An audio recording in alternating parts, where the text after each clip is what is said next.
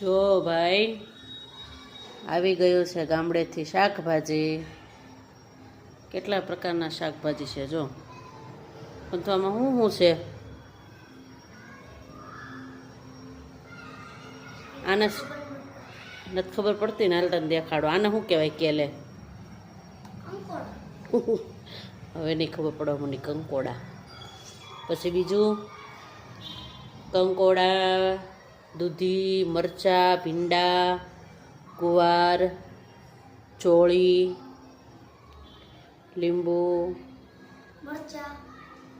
મરચાં તો બોલી. તુરિયા નથી દેખાતા આ વખતે.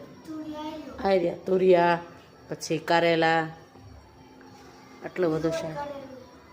કારેલા હશે જ અંદર ઘણા. આટલા બધા શાકભાજી આવી ગયા છે જો. ગામડે ગયા હતા ને તો લેતા આવ્યા. હવે છે ને આજ તો પાસે એકાદશી છે જય ચીલણી. તો હવે છે ને બધાને નોખું પાડવું પડશે. જે બધી ખીચડી છે ને એને આપણે સરસ મજાનું પંજાબી શાક બનાવવું પડશે. ચાલો.